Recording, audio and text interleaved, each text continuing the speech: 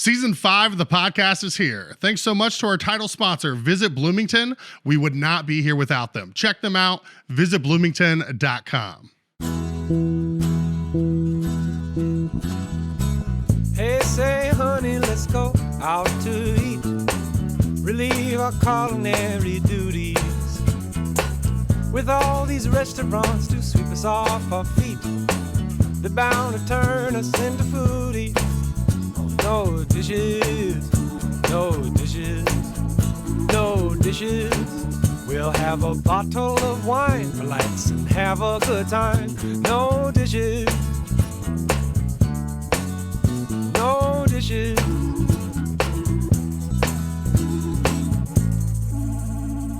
All right, we're back with another episode of the No Dishes podcast. I'm personally super excited for this one because obviously, as most of you know, I spent the last 9.5 years at the Chocolate Moose. I started at the old stand, and before that, I was the Penguin. And I've got two of the two most instrumental people in making that happen, Doran May and Tim May, here with me. How's it going, guys? Doing okay? Listen, Fine. doing fantastic. So, Doran, you're up. What are we at? We're at 94 now, aren't we? Going strong?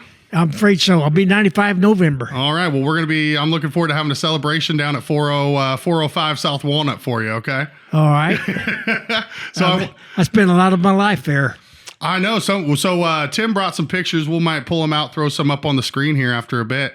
But it's been so cool looking through. I mean, just in my time there, the amount of history that the Chocolate Moose has and what it means to people. I don't know if I ever told you the story. One of my first weeks there, I had a couple. It was their 50th anniversary, and they're like, our first date was here at the Chocolate Moose. So, is that right? So right away, I understood how much that meant to people. So thank you guys. Before we get into anything, thank you so much for keeping it in the family, doing it as long as you did, and I hope we're still doing it justice.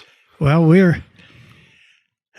still got started. We started September 17th, 1949. That's when I got started. Okay, well, now was that the Penguin Grill, No. or was that the actual? Because the stand wasn't until 55, right? That's right. Right. We opened up the ice cream stand September 17th, 1949, and had done but sold ice cream out the window for the first summer. And then we could see that come September, we weren't going to be selling any ice cream, much September, October. So we opened up the restaurant, and we had the restaurant there for 5.5 years, sort of combined the ice cream and the restaurant together. And I hated the restaurant business. God, I told my dad after 5 years, I said, I'm getting out of this. And then he said, well, we'll build a little stand out there in the corner, and you can just sell ice cream out there. I said, well, that's fine, but I hate the restaurant business where people come in, sit down, dishwashers and the whole bit. So he built a little stand out there, and I spent a lot of time out there in that stand. Yeah, it's crazy watching your progression through the years, and it looks like you were living there just about. Well, I did. But my wife thought I did. But anyway, if you run a business right, you got to do it yourself. You can hire good people, and the good employees are essential, but you just have to be there yourself to make sure the good employees do all the right things. Certainly.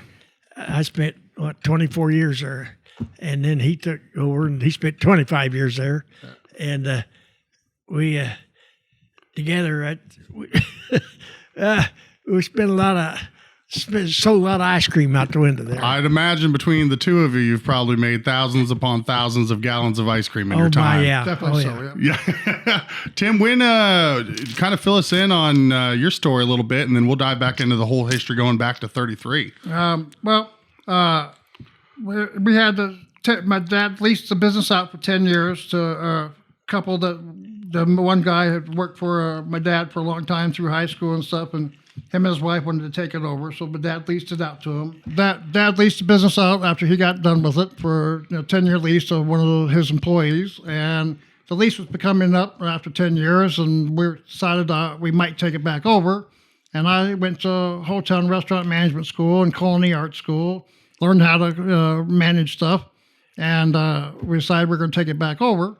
And they had all the rights to name the Penguin, so we had to come up with a new name. So he wanted to sell me my name back. I said, hell, I gave it to you to start with. He said, well, it's worth a lot of money. I said, not to me. So that's when we changed the name back to the chocolate mousse. So my wife came up with that name. Oh, nice. All right. We were talking. I was thinking like Grandpa May's ice cream store, and Dad was thinking third generation, and so Mom comes up with, well, how about the chocolate mousse? So that was Mom came up with the name, the chocolate mousse. Well, thank you, Mama May. We appreciate it. I think it's done well. That way we could have a mascot kind of thing, kind of like the penguin, and have things. Then we started thinking about ideas about it, and we joked about having the hats with horns and things, and we came up with those. We had to have those handmade. Oh, man. So we eventually officially opened up in 1983. All right. And so as the chocolate mousse, and there was a few questions about the name and copyright idea. There was another chocolate mousse up in northern Indiana that actually was a candy store, and so it wasn't really an ice cream store. But luckily, Dad had done some business, had some things printed up under the name Chocolate Mousse, and so that was enough legalization that we had it before they did. Oh, nice. Was that that's the one up there in farmland, right? I think somewhere, someplace. But I got with my attorney, and he got me the right for Monroe County only. Okay. Somebody else had the rest of Indiana for the chocolate mousse. But we got Monroe County, so that's all I needed. Well, fortunately, hopefully we have Brown County now, and nobody's come after us. When they put that up over there, I thought, nobody asked me, but they don't have it. Well, we'll have to cut that out, apparently. No.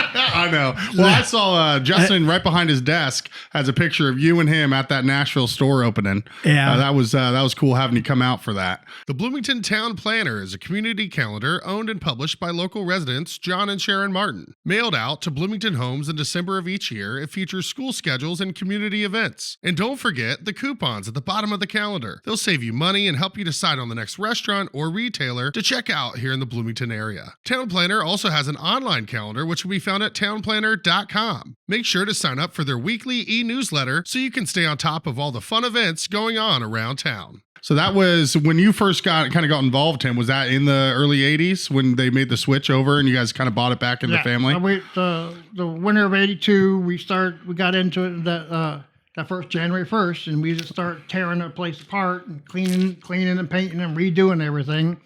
We had actually, when I was in the hotel and restaurant management school, I'd gone to a convention, and it was a tri-state convention, and I got talking to some people about ice cream equipment and that kind of stuff.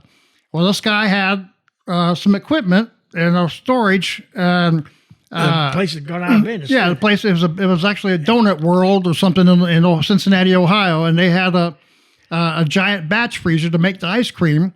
And so we drove over there and bought it, and we had it sitting in our garage for about a year and a half ahead of time because we knew we were going to want it and you need it.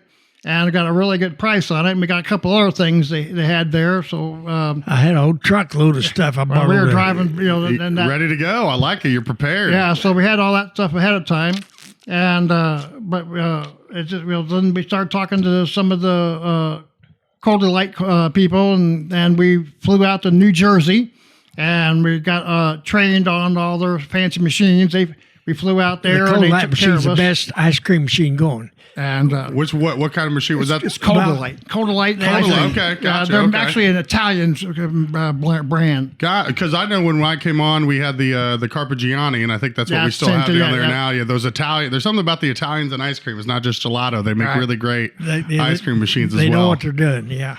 And so we learned how to run all the equipment, and I learned how to take them apart, put them together, and do all that kind of stuff.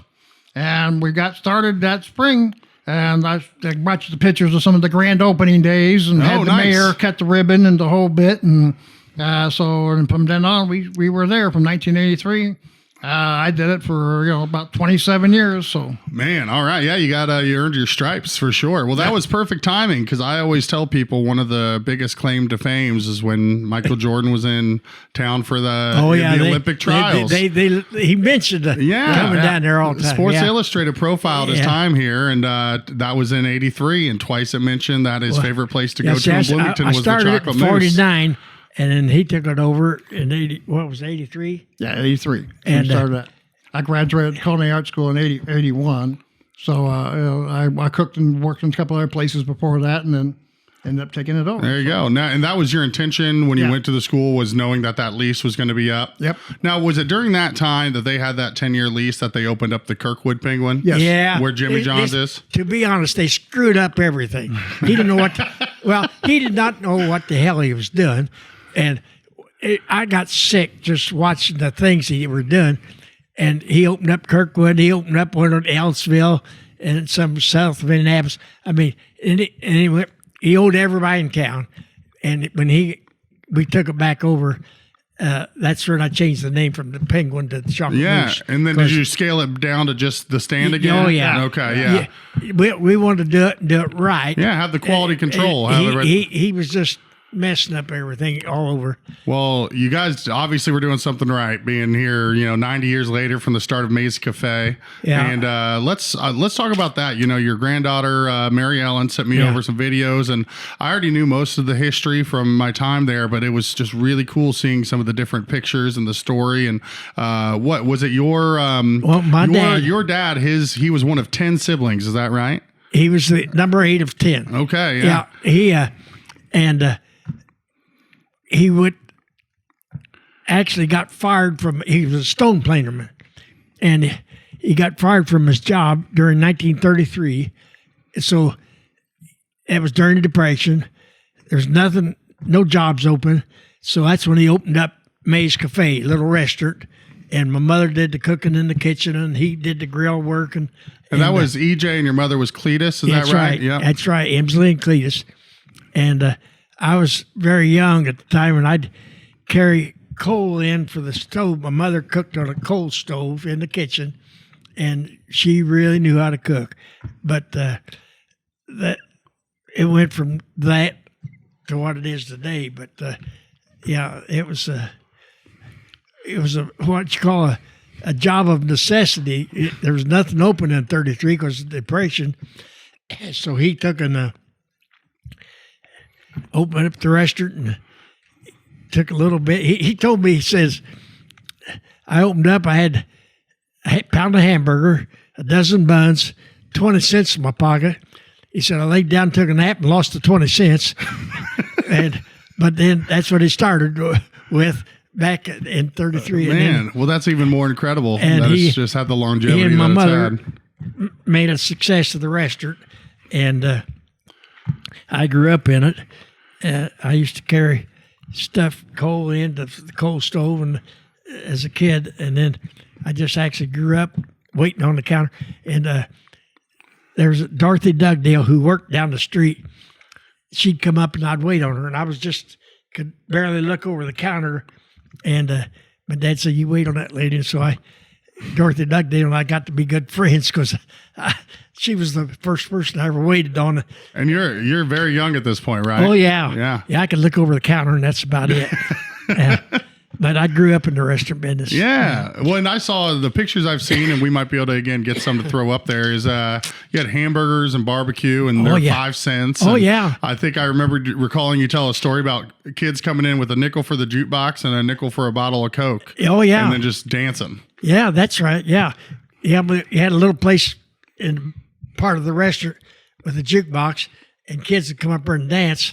And if you had a nickel, they'd buy a hamburger or something. But it was back in the 30s, and a nickel was something then. We didn't pay tax on anything then. And one day, IRS man came in and talked to my dad and said, "I want to see your books." And my dad said, "Well," he says, my dad's a great kidder, but he was very serious. He said, "I'll tell you what." He said, I kept the books on the wall in the bedroom, and I went to Indianapolis, got some things, and when I came back, my wife had papered over. She says, "I don't have any books," because he was 8th grade education. He wouldn't know how to keep books anyway. So from then on, I kept all the books for him. And, he... But you got out of that situation since you didn't take any. It kind of worked out, huh? Oh, yeah. Well, yeah. But it was... I just grew up in the business there, that's all. And my dad and mom hard workers, both of them. And my dad brought the first Pepsi Cola into Bloomington. He went to Indianapolis one time, brought back a case of Pepsi Cola. And of course, at the time, there was nothing but Coca-Cola, 6 ounces for a nickel. And my dad had a Pepsi Cola, 12 ounces for a nickel. And they gave him the distributorship for Pepsi Cola because he had at one time had 5 counties the distributorship for Pepsi Cola, and he was selling the hell out of Pepsi Cola. I got a watch. I gave it to my grandson. It said for superior salesmanship, E.J. May for selling Pepsi Cola. Wow. And anyway, what a cool heirloom to have. Was he doing all of that out of the Mays Cafe? Oh, yeah. And that's Right how out you're there. distributing to all those counties from that South Walnut location. well, we had a garage out back. He did all the storage of the stuff, and it was practically starting going from nothing. They had a pickup truck, and then at one time he had 2 ton-and-a-half trucks and 1 pickup truck distributing Pepsi Cola. Well, it looks like he was diversifying, not only just selling hamburgers, but selling some Pepsi. And He did anything he could to make a dime. well, that's incredible that he was so successful after starting out, with such a rough beginning. And Well, I remember you telling a story about going down to because at that time you hadn't done any ice cream you were at, and you went. Right, Didn't you go down to Arkansas or he Missouri? went, And he was in Little Rock, Arkansas, and he saw this ice cream stand where the people were lined up, and he went up there and he started asking the guy, and the guy didn't want to talk to him, tell him much about the business. He said, "Well, where'd you get that machine in there?" And he said, "Well, I got that General Equipment in Indianapolis." That's all he would tell him. So, okay, General Equipment. So he came back home and he got me, and we went to Indianapolis, to General Equipment up there, talked to Thomas, guy that owned it, and got one of his machines. And that's how we got in the ice cream business. And and that was before the stand, or that was before 49, right? That was it in the main big building. It was in the big building. We didn't have the stand yet. Yeah. And we were in the big building for 5 years, and then that's about right. And then we built that stand out there. I hated it, restaurant business. It's just totally different than just doing ice cream, I love the ice cream business. Hated restaurant business. Because restaurant people come in, sit down, and you had dishwashers and a whole bit. I didn't like it. So I liked the ice cream business where you hand it out the window and they're gone, and unlimited seating capacity. You just keep going. Yeah. And so therefore, that's how I got in the ice cream business. So the house that Mays Cafe, I've always been curious about this, where it was at.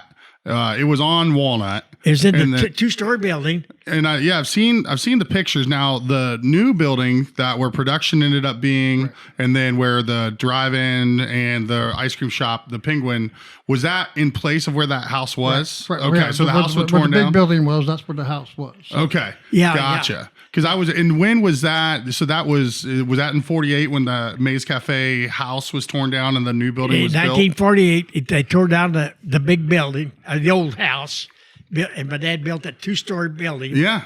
And put the ice cream stand down there. Okay, I remember the 2-story building he had well. apartments Yeah. upstairs, and he and mother lived in upstairs. Plus, they had apartments.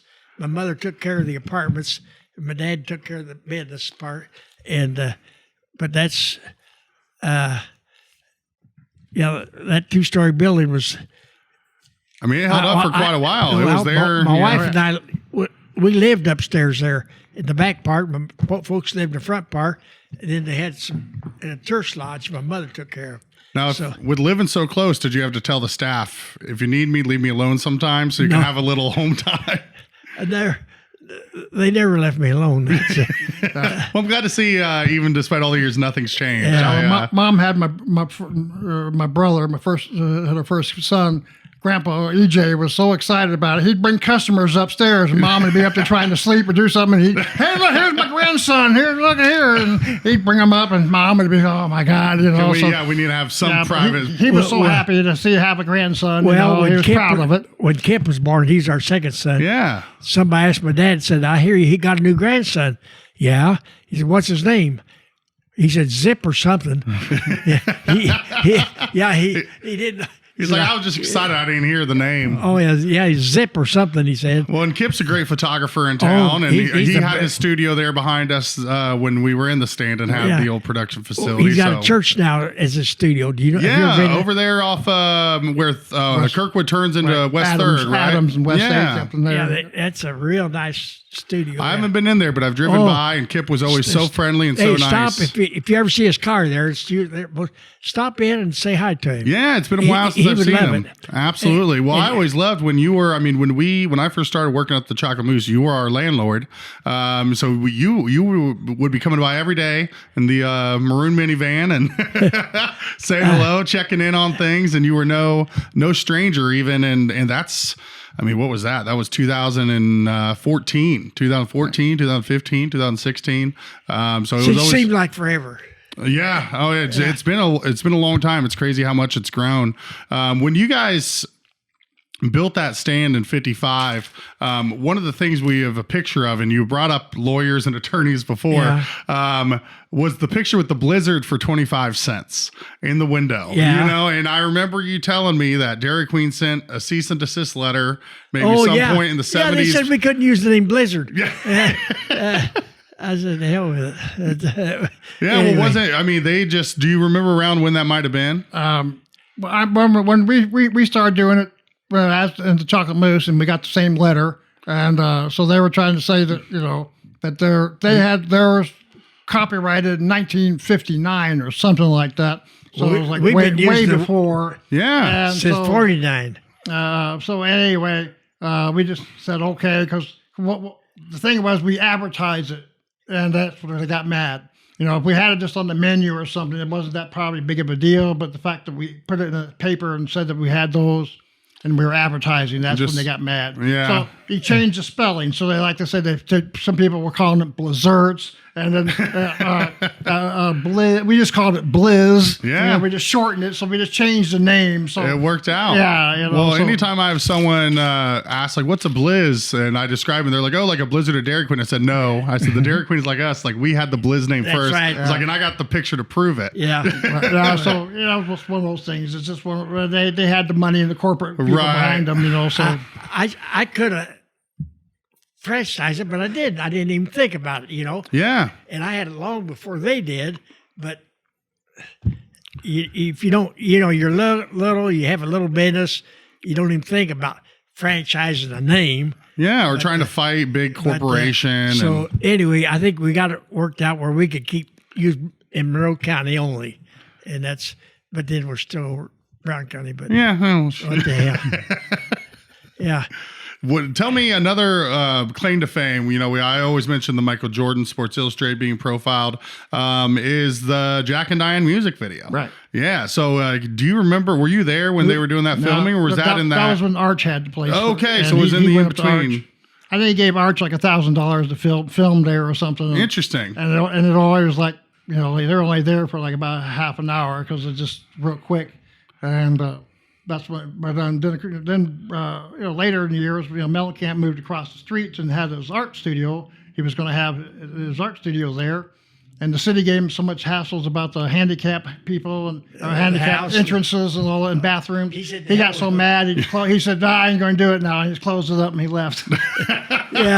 Yeah. Well, he's got. Are you talking about the building Caddy Corner? No, it's across the street. Yeah, across the street. Yeah. He still owns that brick building. Yeah, because we rented it from them the last year and a half or so. The stand was open for added storage and stuff because we had started doing Food Truck Friday. Needed a place to put all these tables and chairs, and now he has it as like his own private kind of art thing. So it's funny Mellencamp still has that. I didn't realize he had it dating that far back. Yeah, well, he had it for a while, and he was going to open up a studio and show his art, but the city kept giving him hassles about different things, and he just said it was just too much problems, and so he didn't want to open it. Yeah. Did you guys have a lot of people come after that music video? Did they know that it was there? Like once you took back over, did they know that when he says sucking on a chili dog outside the Tasty Freeze that it's actually some people ask about that bench. It's just a bench that John Mellencamp sat on, and it wasn't. It's like the old joke about George Washington, the original hammer. The head's been replaced and the handle's been replaced, but it's the same axe. Yeah, it's a bench in the same area. Yeah, that's what I told them. That's the same bench. They're all excited, so. yeah, let them think about it. So that's fine by me. So, but yeah, that's what people asked about it. Some people knew, some people didn't, and once they start, they say, well, go back and look at that video, and you can see it's only just a short, I think it's 48 seconds into the Jack and Diane music video. If someone's fast, well, there's them ordering at the window, right, and then it cuts to them over on the side on that bench. Right. And it's funny because in the last several years, the sucking on a chili dog outside the Tasty Freeze has taken on a new life on the internet. So it's funny that's become even more famous so many years after the original song was put out. A lot of people did not realize there was a basement under the ice cream stand. Oh yeah. I got so many concussions on those pipes. They're always just popping down there. And when we had the new building built, we said we're putting windows because we never had windows in the basement, as you know. So we wanted to get some natural light. And then, our first few weeks in there, we're like, man, the sun is beating in on us. So we regretted it right away. But man, I'll always miss that stand. It was cool how much you could do out of such a small little space and how efficient it was with a team. Don't miss Constellation Stage and Screen's family holiday show, Matilda the Musical, on stage December 14th through 31st at the Busker Chumley Theater. From the visionary mind of Roald Dahl comes the Tony Award-winning Matilda the Musical. Packed with high-energy dance numbers and astonishing stage magic, children and adults alike will be thrilled and delighted by the story of an extraordinary little girl. See Roald Dahl's Matilda the Musical on stage December 14th through 31st in downtown Bloomington. Find tickets at cconstellation.org. Do you remember, maybe Tim, or in the 80s, when you guys were really busy, Friday night or any night, how many people would you typically have working in there at once? You can't get too many. We usually have 3, 4. Okay. 4 is usually 4 almost the limit. Yeah. Otherwise, you're running into each other. Right, yeah, because two people could do a lot of business. 4 could do an awful lot, but not... when we had the high school down there, kids would come up at noon, and I had 4 people then. Me and I had a couple good ladies and a boy man, and Jack Veal, he'd make the sandwiches. The 2 ladies and I worked the window, and we didn't have time to ring up money, so we'd take the money and throw it under the counter, throw the dollars under the counter. After lunch rush was over, I'd get down there and pick up white money and ring it up, but it was different. It was nonstop. I mean, yeah, just the stand through the parking lot every night, and it's got a special place in a lot of people's hearts. The old stand, But I know what I always tell anyone, when we were having to do, interviews with newspapers and stuff when it was happening, I said, Doran's the guy that built this thing. I was like, if it was anybody's decision to make when its time was up, it was Doran's to make. So I think once I said that, people kind of understood, and it was your call. You put that thing up at 55. Yeah, Grandpa May, or EJ, and some of his buddies built the building. Oh, okay. And they were on kind of a shoestring budget when they put it together. Yeah. They bought some old used parts and different things, and they put it in. Once they dug down so deep, of course, they hit limestone. That's why the basement's so shallow. Well, the basement's 7.5 feet. We were going to make it 8 feet, but it's solid limestone. You'd have to start blasting and things, so that wasn't going to happen either. So they just poured some concrete on top of it, and that was the basement. That's why it's so shallow down there. All right, interesting, Then, so when some of the parts and pieces were a little bit cheaper, and over the years, Dad had to keep replacing things, and more. We had to dig up the parking lot for the sewer line, and that was always a big problem. We had to have water out there, and we had to run it from the main building, and we had a hell of a mess. But then finally, we just did away with that, and I hooked onto the city water on the street side. Oh, you had been running it across the parking lot for years. Interesting. All the way down to the corner, and over to the main building was our water line and a gas line. Well, the gas line, it got leaking, so we had to shut off the gas line. And so we went total electric out on the corner. We used to have gas out there. Yeah. But now they don't want total electric because that gas line went from the main building around and up, and it got to leaking. And they were smelling gas everywhere. And so Yeah, that's always a little disconcerting when you smell we finally something. shut the gas off and just went total electric out on the corner. Yeah. And what wasn't it? There was only like one window air conditioner when they first built the flat top stand. Oh, yeah, And then God. they put the big A-frame top on there, and that's where they put the big central air in. It was- I'm glad you mentioned that. What year was the A-frame added? Do you know? Yeah, well, no, I can't remember that. But for a About while, we did not have the A-frame. 67, 68. So late 60s. Yeah, okay. Yeah, because I can never quite piece It together. was so hot, and at that stand was ridiculous. Oh, So- my God. You could sweat in there. Little sweat lodge. Well, you have all these refrigerators, have all these motors, Oh, creates a lot of heat. Everything's wet water, air cooled. And it was just hotter than heckin'. And we'd run around in our shorts and T-shirts and sweat. And but then it finally got to where I put that big air conditioner on the roof, and then that The cooled it A-frame, down. yeah. Well, that was. I know it was it sounds like it was out of necessity, but I think it was a great move because that became iconic. You know. Oh yeah. The A-frame and the shingles, and then eventually the Neapolitan colored shingles, and like you said, just having the mascot, having the drawn out moose, and even the super old ones with the really long eyelashes. Oh yeah. The long eyelashes was I had this guy doing the painting me a moose, and for some reason, I don't know if it was his idea or mine, but I liked them long eyelashes. I said, "Oh, that is great," and so we had long eyelashes on the moose. I don't know, you might have given like 10,000 free cone cards to somebody, but we still have really old paper ones with the long eyelashes come in from time to time. Yeah. I don't know if there was a dentist in town or something. There was doctor, dentist, blood. Everybody give a pint of blood. All those kind of things. I always said I gave away more ice cream than most people sold. Yeah. I had cards I give to dentists and doctors for kids. It said, for courage above and beyond the call of duty, come to Penguin for free ice cream cone. And the doctors and the dentists would give them to the kids. Well, the kids would bring their parents, and the parents always buy something. Right. Oh, yeah. So it paid off twice. I mean, the kids got a free cone. The parents always bought a Sunday or something. Yeah, well, that's smart. I mean, well, it's just good to be part of the community. We're still donating to silent auctions and giving ice cream to like Middle Way House and all these other different organizations. And it's part of being a Bloomington brand, a Bloomington company. Is you want to support all the good causes going in town, and people in turn want to support you. So it's I'm glad that I hope we're holding up that end of it, because you obviously did it for so long. See, I was there 24 years. He was there 25 years. And,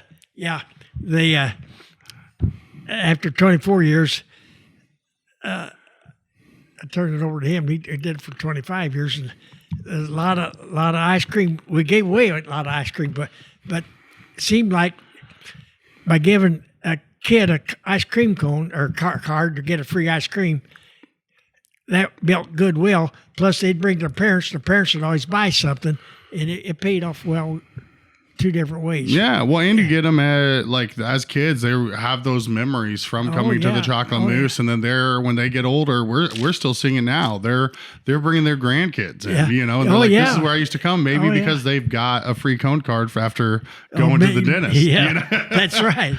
Yeah, I knew it was about that time for me to go, because when I see kids that used to come up, and now they're bringing their kids, I'm going, I remember when they were just a little kid, so like, man, I've been here a long time, Well, you took it over in '83. You were there. I know. What year did you sell to Jeff? Because you sold to Jeff, right? It'd probably be 2008, probably, because I got out of there about 2010, and so I stayed with Jeff for a couple of years. His nephew was supposed to be helping and taking over, but I could see it was. I kept telling him, I said, man, you have to be here all the time, and you're going to have those new kids. He's just having a new baby and all those kind of stuff. I said, your kids you're going to come home one day, and the kids are going to walk up to mom and go, who's this man, daddy, mommy, and he looked at me with this real weird look. And after about 2 months in, he realized I was right. So it was just more time that he really wanted to have to. He thought he could away from spend his a family. night or two there and let it you can't do that. You got to be here all the time. Yeah. He couldn't do that. So and I didn't. I understood. Because not everybody wants to prioritize where. I mean, nor should you. And it needs to be a younger single guy that has the effort and not have to worry about it and go for it. So that's where I've been for Justin. He just had, I don't know if you knew Doran, he just had his first kid, so he's got a boy now, and he's got a young single guy. I don't know if I'm young. 33 is young, right? Yeah. Oh yeah. For me, it's young. Yeah, so I'm running around, but in this town, as soon as you're not in college, you start to feel a little older. I got out there when I was about 52. So when I was 50, I was starting to look at things, and all the equipment was 20, 25 years old, and it was starting to show some signs of wear and tear. And I said, well, I need to get probably a new batch freezer, another new soft serve machine, and probably a new hardening cabinet. Well, soft serve machines are $20,000, and a batch freezer is probably about $15,000. And then so I could drop $40,000 or $50,000 in there. And do I want to start fighting Mother Nature and the weather and all kinds of problems and start doing this kind of stuff? And it's a grind. It was time to move on. Yeah, 27 years is a good run. You guys, again, I can't personally just thank you enough for all the work you guys did, because we're trying to keep it rolling and keep holding it up to the standard that you guys always did for so many years. Part of the problems was just the amount of competition that was just like back when Dad started it.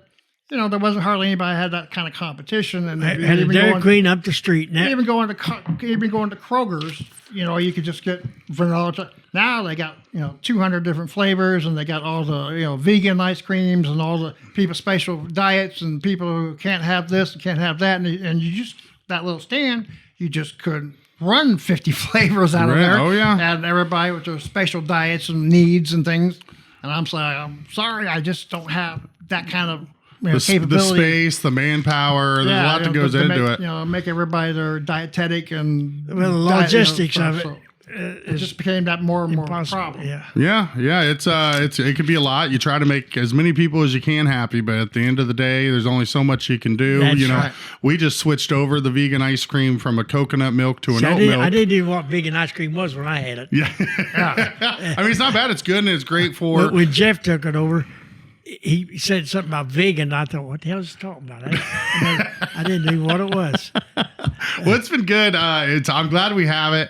But I did have some people that were pretty upset when we moved from coconut milk to oat milk. But not everybody likes the coconut taste that's in some of it. And then you guys, I'm sure, know sometimes, or maybe not with that, but sometimes that ice cream is just too hard to scoop. Yeah. And that coconut milk ice cream would sometimes just be so hard, and it would almost crumble apart and not stay together. And it was really difficult when someone ordered a large vegan cone on a sugar cone. Yeah.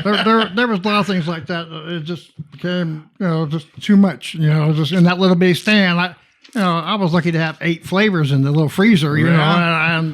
Well, I tried telling the staff we have now, because at our the third location we opened up there, connected to Buffalo's at the Gables on Indiana Avenue, we have a dipping cabinet like we had in the stand that you have to pull the tub out, scoop, put it back. I was like, you guys are spoiled at the main store there off Walnut in Nashville, because you just reach in, scoop, you're not pulling, shifting, moving around, and it's crazy how much you guys got into such a small area. I was showing Aaron Biggs, our regional manager. He actually was a guest on this last season. I was showing him the video that Mary Ellen sent me that shows some of the inside of the stand, because he's like, I've always seen pictures of the outside. What did the inside look like? So I took out a piece of paper and was like, so here's the dipping cabinet. Here's a saucer machine. That here's thing the I gave you, Mary Ellen made, is excellent. It has an awful lot of history on it. Yeah, it's so cool to have your granddaughter doing that and putting it all together. She's good. She really knows how to put it together. Yeah. Well, after a couple of years, we had all the stuff facing toward the window, and after a while, I started realizing I could try to. So we made the path, everything facing in a big path in the center. So the cabinet was this way, and there was the cap table here with the whipped cream machine and another soft yogurt machine. So we tried to get as much. I tried to design it more efficiently, so then we could go around in circles. Because otherwise, you had to go all the way around in a big loop all the way around. So we turned everything sideways, and we actually ended up having a little bit more room. And I had a guy help me build a couple cabinets and shelves so we could put stuff on.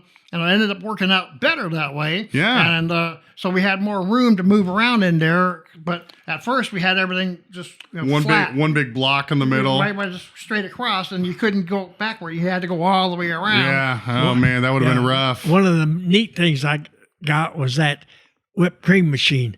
I could push a button and it big whipped cream, just put it right on whatever you. Oh yeah, you just throw the cream in there. You throw your simple syrup, and you let it do its work. That was the neat thing. Well, just watching the technology over the years had to be cool for you from your beginnings to moving on later. Tim, what have you been up to since you sold? I started my culinary arts. I started cooking for a lot of the fraternities and sororities and stuff. I started working for one fraternity. I worked there for 2 years, and then I got on at IU with the football team, sports teams. I was cooking at the stadium. I was in charge of I was their head caterer. I was in charge of all the parties and things, which I really enjoyed and liked that real well. But unfortunately, they were not a guaranteed 40-hour-a-week kind of job, especially in the summertime and during the Christmas breaks and spring breaks. And so I couldn't support, a family on, now no guarantees. I really loved the job. I enjoyed doing all the big parties, and I cooked for the president of IU and all the Kelly School of Business. And I was even cooking. I did all the basketball game, pregame meals and that kind of stuff. The head chef came up to me and said, "Well, so far, whatever you're feeding in the past 2 or 3 games, they've won. So, as soon as they lose, you're fired." I said, "Oh, gee, thanks." Yeah, it's like, don't change what you're serving. Yeah, so whatever my food cooking, they seem to be working for them. But anyway, so I cooked for them. And then I got a job working back to the sororities for a big company that is called College Chefs. And then I started cooked the sorority for about 5 years. And then they moved me to a fraternity, and that was a mess. The guys are much different than the girls. Yeah. I can imagine, yeah. And so we ended up having a mutual separation, is what we called it. There you go, yeah. I didn't quit, and they didn't fire me, so there was a mutual separation. And then I worked for an independent for another fraternity, just as myself. And then my wife got ill, and I've been taking care of her for the past about 4 years. So she ended up getting an infection in her spine and left her paralyzed. So. Oh wow! Sorry to hear that. Well, we're doing good. We got a couple of grandkids, and we have fun, and we got dogs, and we enjoy ourselves. Well, that's Wasn't great. Quite what we had planned on our golden years, but we're managing real fun. Hey, She's in a wheelchair all the time, isn't she? Yeah, she's in a wheelchair, and. So, it's okay. I mean, we manage, and I got her, and that's the main thing. Yeah, and it sounds like you're surrounded by those you love and that love you, and I mean that's a lot. That's good. Family, we have a good. Her birthday was yesterday. Oh, well, happy belated! Yeah, and so on Sunday, all the kids came over, and we had fun, and it was a good time. So, that's great. That's awesome. I'm glad to hear it. Doran, what are you filling your days with these nowadays? Well, right now, my wife and I live in a cottage at Beltrace, and we're just not doing much of anything other than just enjoying life. That's great. Really, we really enjoy living there and enjoy. We at Beltrace, they have a lot of different activities that you can join in on, and we do some of it. But every Wednesday, they always have a nice big get together, and it's always fun. But we don't really do a whole lot other than just. And my wife's health has not been the best. She doesn't walk too good, and but we're just sort of enjoying. When you're 95 years old, you sort of just glad to be here, Yeah, just soak it in. Well, Yeah. I mean, you, from everything I know and seen, have heard from others, you worked your tail off for many years. So I'm glad to hear that you're able to just kind of sit back and relax. Enjoy life. And that's that's all all we can ever ask for. Right. I want a couple of the other things we haven't touched on yet, as far as the chocolate mousse, as far as the penguin, is the ice. How did it get started with ice delivery? Because when we used to do a ton. Yeah. We had an ice machine, and it made more ice than we could use. So I bought a vendor out and put it out in the corner, and we'd bag up ice and put it out in the vendor. And sold ice 24 hours a day. And I couldn't keep up with it, so I got another ice machine. Next thing you know, I had a buddy, and between the two of us, got another ice building that made ice, and we started selling ice everywhere, and it was just took off. I mean, from our little 5-pound bags, we started selling ice everywhere. It's crazy how you could just take something like water, freeze it, and then sell it for a good amount of money. And I've got the delivering ice and everything else. But if I was going to go into business, I'd have an ice making business and just do nothing but deliver ice. Yeah, well, we used to do a ton back when I'd first started there at the stand. Justin put in that automated ice machine there in the parking lot. Yeah. And, we would do massive deliveries, and we started back because we used to have a whole walk-in freezer dedicated to ice bags. Right. But now we used to run 2 bags to Rockets, I think, every few days. It was nice. We had 2 machines. We ended up making about 3,500 pounds a day. I mean, that's that's a 24-hour period. That's a lot of ice. We had to keep the machines running. And some nights at the very end of the night, or midnight, after we cleaned all the ice cream stuff up, I'd go over and start bagging 50-pound bags, put it in the freezer, and make sure to keep the machine running, and scrape it down and bag it all up and get it put in the freezer. And then we tried to keep it going the best we could that way. And with the college students and basketball games, football games, and super hot weather, and other people's machines would break down. Yeah. And we kept a pretty good, solid business, and it was good. It was good machines, but there was times I could not believe how much ice we sold, and I ended up we'd have to go to other ice companies and buy more ice off of them. Out of Bedford, Oh yeah. And that was what was crazy. Sometimes, we'd sell, and you think about tons. For us, that was a lot of ice.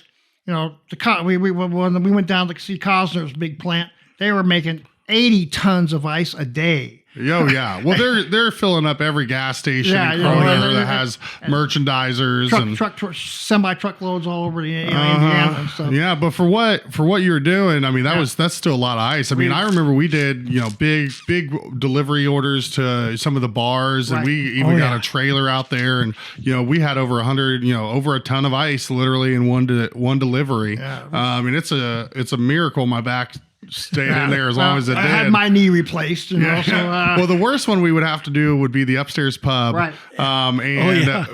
Hippie Tyler, I know you worked with him a little bit.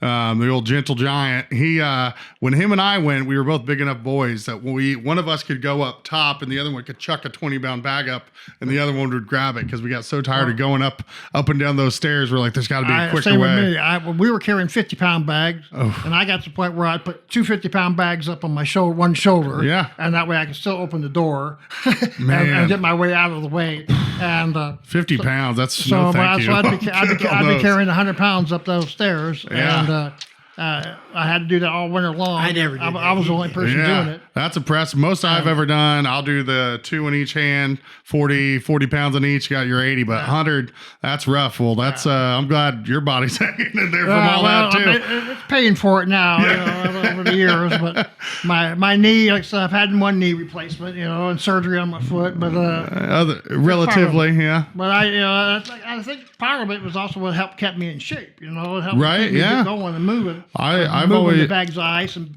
lifting them and moving them. So I probably would have gained 500 pounds from eating ice cream all the time.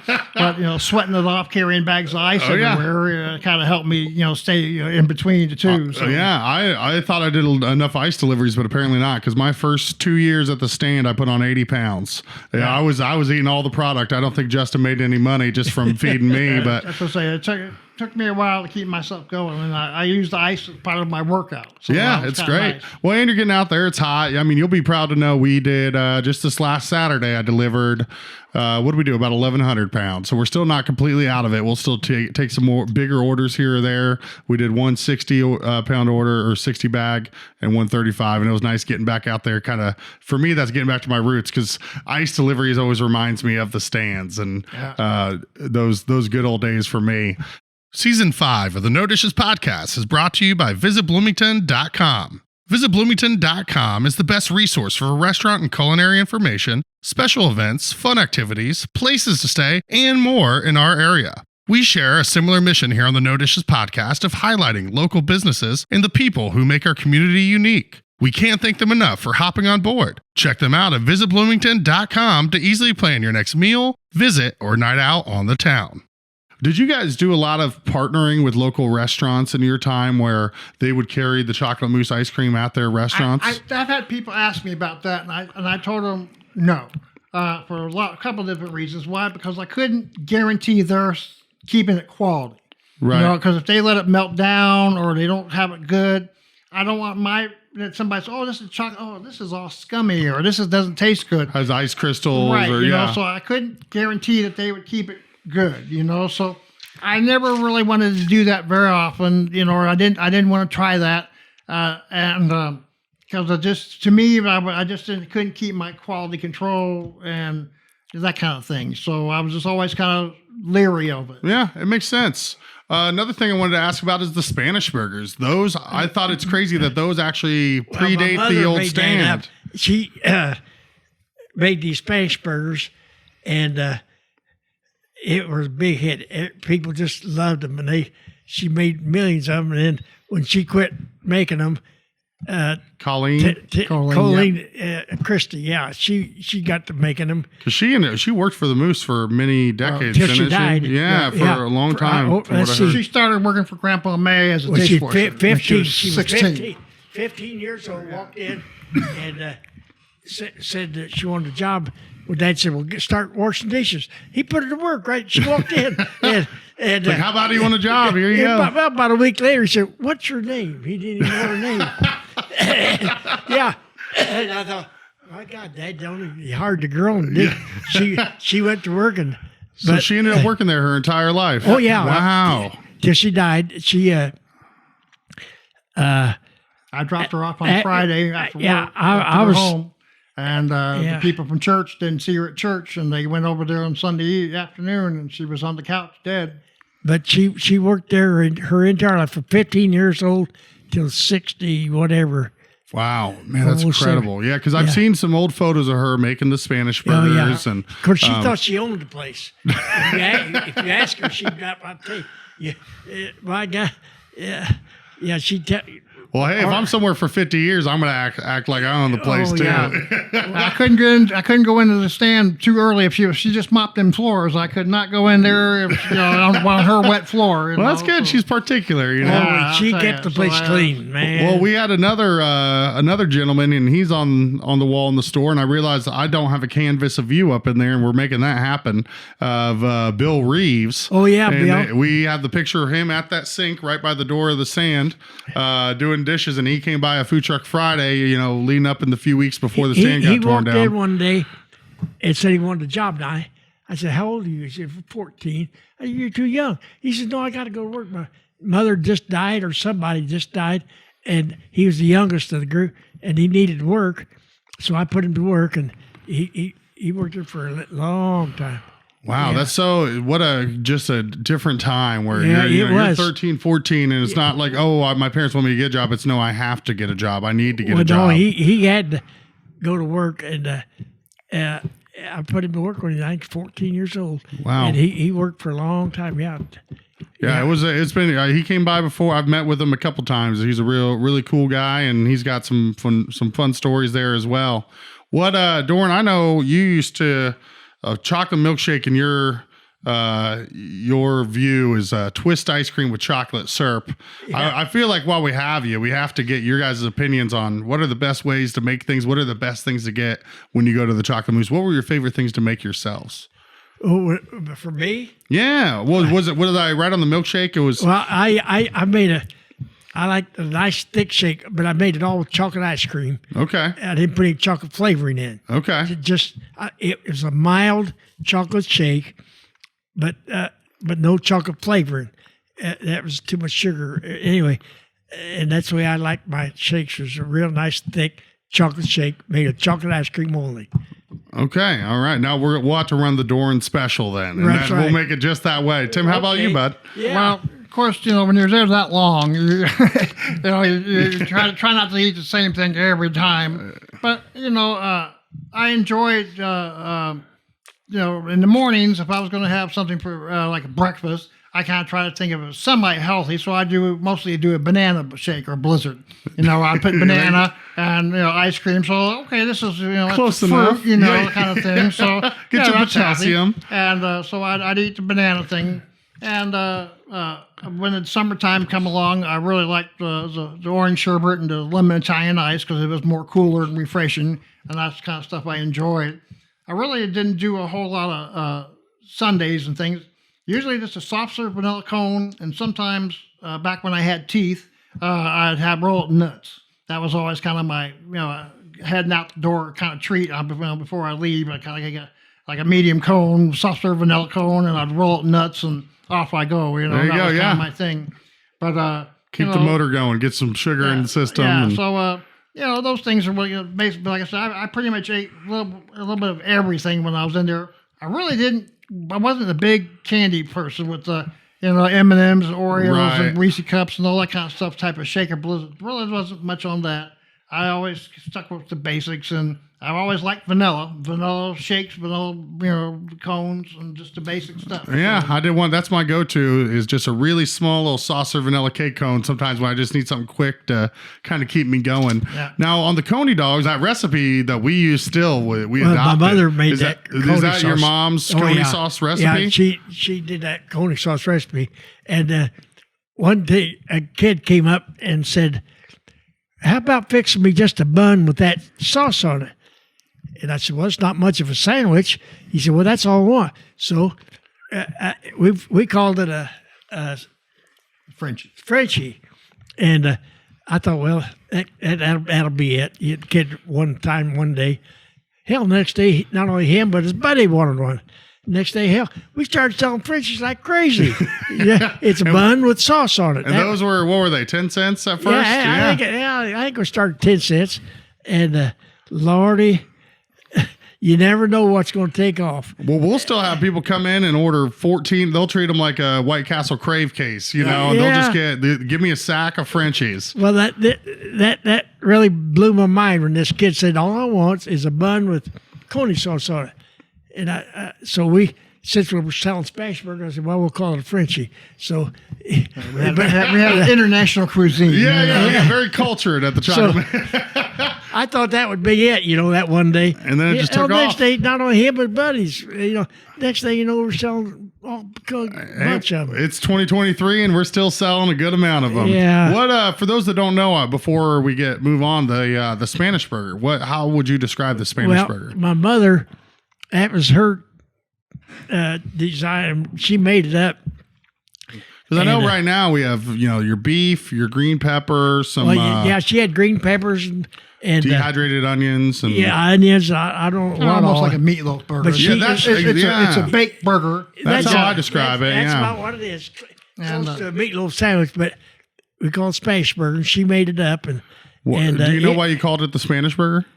I have no idea. Well, I can't even remember why we called it that, but anyway, It sounds good. It stuck. She's the one that started it, and it took off. Yeah, sold 1 million of them.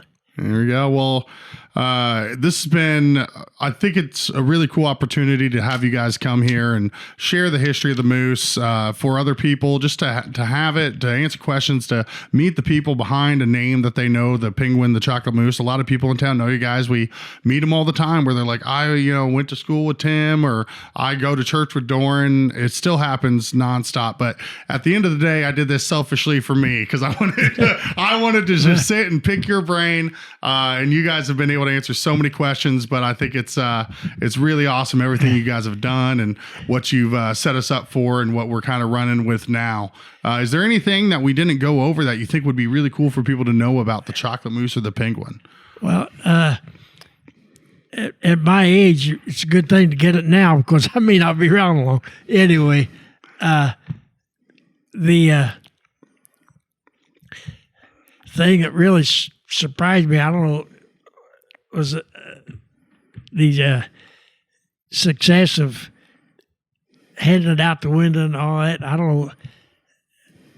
That's a hard question. I don't know what would be other than the Spanish burger and the.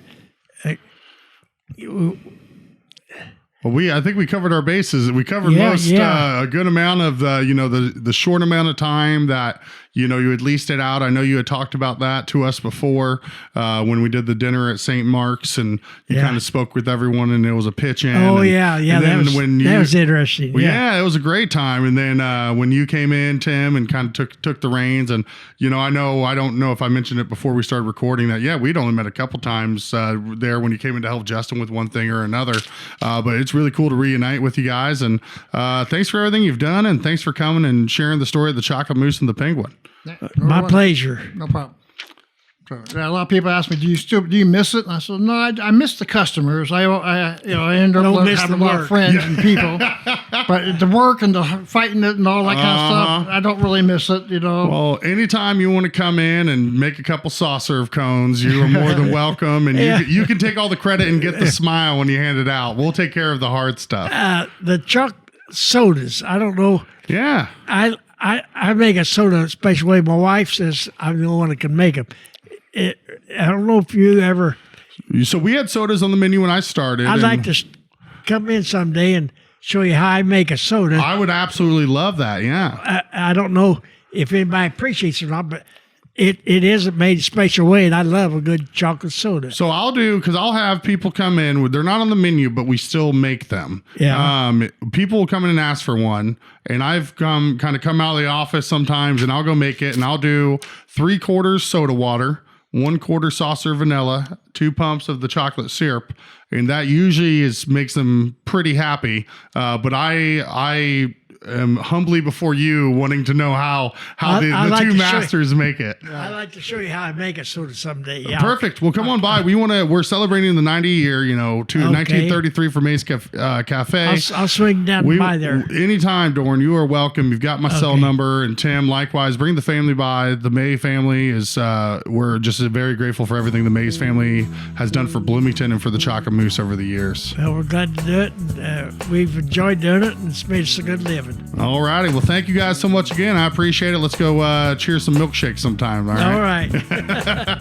What another great episode. Thanks again to Visit Bloomington for being our Season 5 title sponsor. If you haven't checked them out yet, go to visitbloomington.com. This episode of the No Dishes Podcast was recorded, edited, and produced by Garrett Portinga of Green Hat Media in beautiful downtown Bloomington, Indiana. No dishes.